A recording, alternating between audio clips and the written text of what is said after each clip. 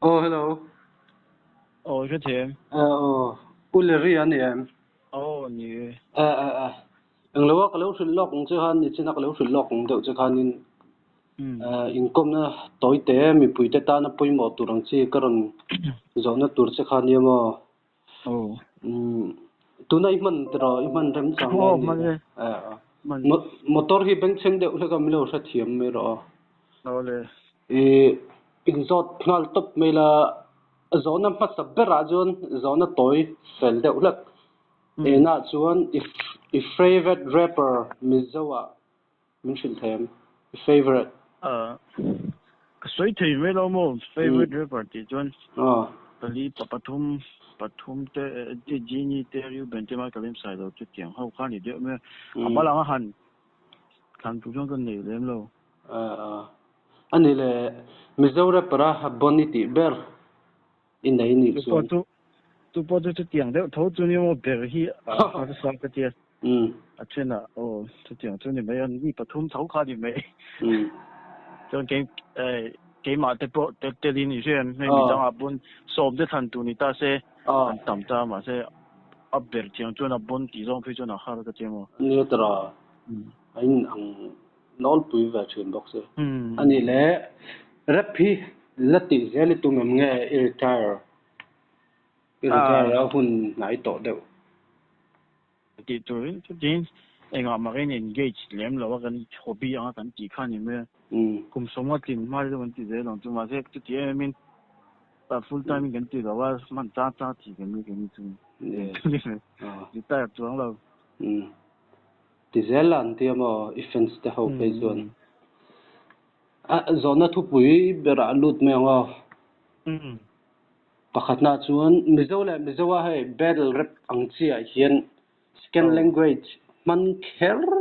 angchi te hian omta hei apoi te mizo a hin battle na hian scan language man kher lowin mizo an ni chuan in timei se iti ve thawem nge le ngai dan dang dai in ei jok ta han second language and English and metro ni mai ka ngai dan chun mo an audience there en turan du te an audience te ji khan ni mai ke che mo ju dan mi zo chawina en turan du chu mi zo khan ti mai se la abaka ramdang ate north east state dang ate the individual English ti mai se audience an mani exposed to na chin khan azir ka tia dinan mi zo chong ni chun mun dang mi zo ram po na chok che don lo ta sim ma chu she chan ta ne atu che chu ani la panina chuan Mizoram rap industry kalphung hi chu I hre thawanga a thenin flow chi ngai poimo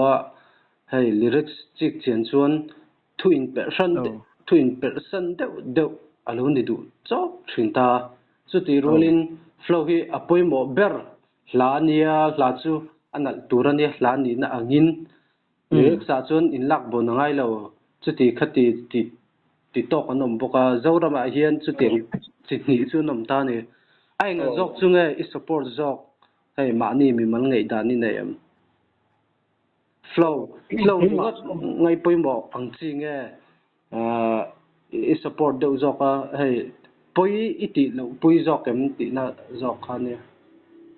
cái mà chúng ta support cái mà mình mới là chuan cái support job chu a thu thả thế thu anh concentrate thôi cái support job mà xem mình sinh ngày đó này nặng lâu á mà anh biết khăn ngày đó này training flow ngay tới một chuan anh đủ đó này anh cái lần này này trên cũng sôi chạy ổn lâu á cái chuyện cho ngày đó a then lo lyrics ngor chuan anh thu thả bốc xe là anh flow bốc thả thấu xe là chính chú đủ thu sắm khăn như mấy mô chuan như thế này an va tuina kha kan va sei sel thei kha so lo tro mani line thewa kal hi chu ama ro chu hey in respect ang chi hi chu pek ria thi tha ga ti san chu tui ma sa te respect hiam a lo sikita soyong deu hang kan kom na ha tuna lo tui thar ta po respect lak chu respect tur chu ni vak tho bo ma se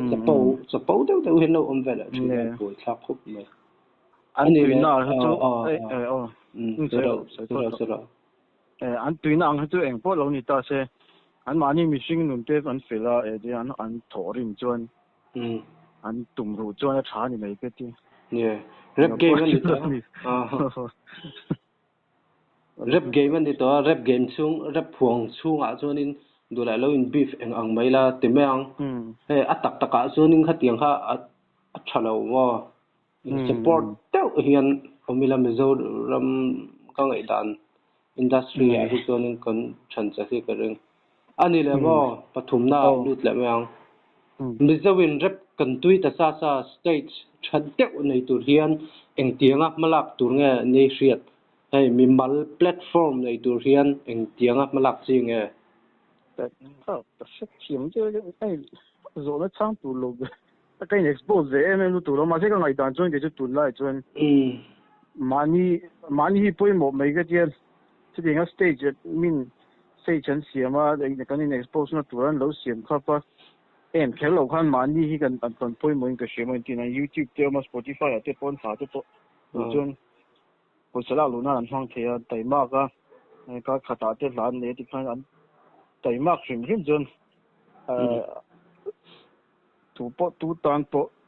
mi tang in a stage lo xian wa ka te tiang mà lâu lâu vấp cái này mà đi mà lâu thì in cái gì mà cái tay mắc chứ mà đi lâu quá chứ mà đi bơi improve thấy như thế rồi mấy đằng vấp bèn cái lâu hiện tùng rồi xuống bơi sang này hiu ngay về rồi sang này ngay bơi sang hiện này lâu thì là quá thì tụ tắm tắc tí là trong này lâu hiện tắm về thôi mà được đâu chứ từ lâu rồi này nên đấy tùng về phất khang aiนี่แหละปลีน่าลุดแล้วไหมอังไอ้ตัวเฟลทัศน์ยังได้ไว้มิโซฮะกันตุ้มเด็กแต่มิโซจงเฮาสตูเรียนแรมเองปอยมาอิติเบอร์ปอยทุ่มเวลตันหันสวยจริงแต่ก็สักเที่ยงเราอีโมมาไล่กันมิโซจงมันกันเรามันชินโต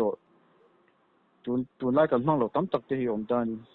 เลยกระบูจะปกันเชียร์สิ่งที่มั่งวัวเลยตายแล้วแต่จวนมีจุมีเราประคันน้อยตาเสียจวนตั้งเลยจู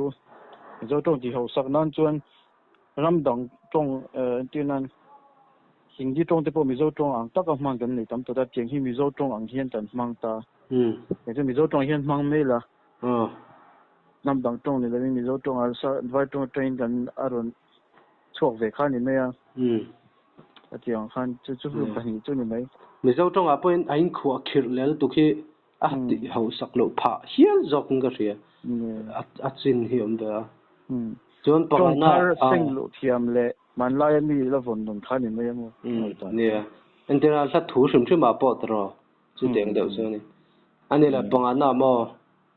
มันบอลแรปพิมพ์จะว่าจวนกันละมังเราตาอีสัตว์วังมาเสะให้เนี่ยมัมบุลโลโปโลมเราเซอินดัสทรีอัติจุงตลังก็ลมอัติจังตลุงก็ลมไม่ดีเนี่ยเราท็อปใช่ดีมัมบุลฮิซูอีไงดันดันที่น่ะก็ชานตองเดี๋ยวจะข้านี่เช่นก็จะกันตุยจะร้องอย่างเรากันอาร์ติสต์ในข้าวดูร้องไปหลังตัวจุดนั้นเราปังที่เพจไว้ต่อจุดนั้นเราไปชกเธอตั้งแต่ลิริกส่งนั้นเดี๋ยวเกี่ยงข้าหนุ่มง่ายสุดตัวตาเขาจุกันสุดท้ายกันนี่หุ่นไล่ช่วยเดี๋ยวเจ๊ก็จะเก่งที่สามารถเป็นหุ่นคนละชกหุ่นไล่ข้ากันเจ๊รอแล้วกลางวันชกหุ่นไล่ข้านี่หลังข้าเจ๊ข้ากันก็ปีไม่ใจเช่นจนอาจารย์ก็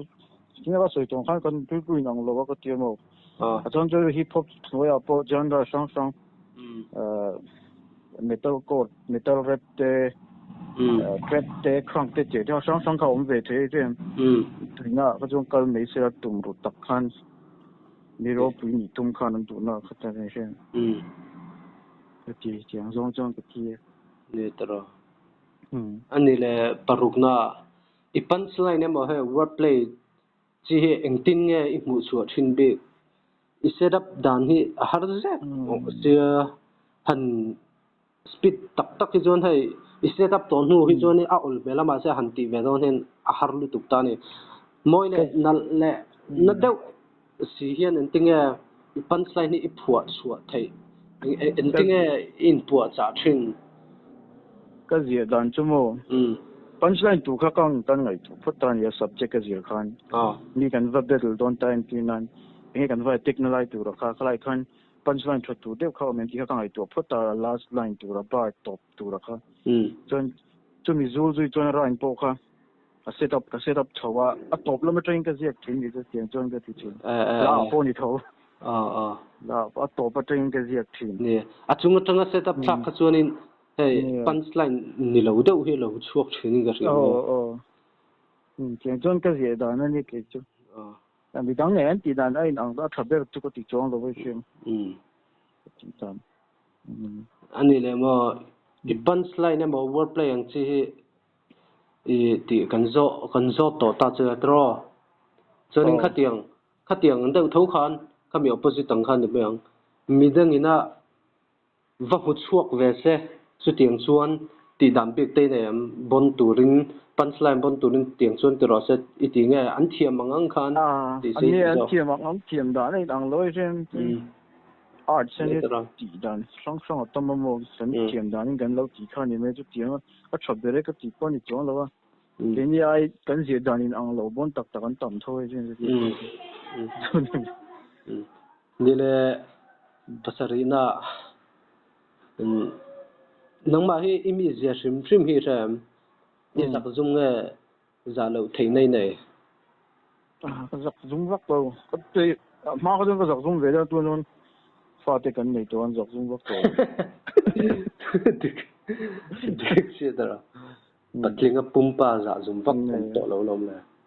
เนี่ยปริยัติน่ะอัตโตเบอร์น่ะก็ลงอ่ะเฮ้ยจู่เคลียร์มาดีเทลส์เดี๋ยวว่ามันเป็นที่นี่จนอารมณ์ครบมั้งปริยัติน่ะจวนตุยทาร์เตล่เราละตุยตูร์เทียนใช่เฮ้ยอันเราตุยชาวดอนน่ะเป็นตั้งแต่พอเราตุยทาร์ตัวพอนั่นว่าอันตาน่ะทุกอย่างดูชัดเดียวไม่รู้สึกตัวทุกอย่างเดี๋ยวจะเตรียมสวยตัวแล้วมันจะก็เฮ็ดจงแล้วว่าเฮ็ดไปฮิปฮอปบางจงจนมาเช่ตุยทาร์เตปก็จะดูเรื่องที่มาวิธีที่เนี่ยนะจะปลดล็อกก็ปวยหมอก็เตรียมหมดติดครบเลยก็คือ100 ต่อ 100ที่เนี่ยนะจะปลดล็อกเลยที่มาที่รู้จงอาจจะนี่ก็หลักนะที่หลักต่างกันบางตัวนี่จนตรงรู้นะปวยหมอบอกก็เตรียมที่เขาบอกไปจนกันต้องมาไปจนปากกับว่าอันห้วยเสียงอะไรบอกก็เกี่ยวกับงานที่พ่อปันหมู่ดังจริงๆห้วยจนแล้วว่าจนเรื่องพี่อันนี้เราหลักตูนานเจนมั่งเราเสร็จตุ้มตักตักกินตุ้มเสร็จแล้วเรื่องเราเสร็จแล้วยังก็ตุ้มเสร็จแล้วหลักตูนานเราตักตักกินที่เสร็จที่สุดก็ต่อตัวนี้ไหมเรื่องนี้ตักกับวางข้านี่ไอ้รุ่ยเชิดตัวก่อนส่งเรามาผมเสียมเราขัดเตียงอ่ะต่อไปราชนักตุกะอินี่นักเราก็น่าเก่งเบ็ดแล้วงออีหุ่นมินเปียกมีตุกะตักตะกินกระหล่อมจัดต้องกลมจริงจ้ะเป็นตัวกระหล่อมรู้ตุกะนี่เรากลมนะแต่แล้วไปหุ่นรวมได้เป็นพังตอนเดียวโอเล่พีซอันนี้นะโอเล่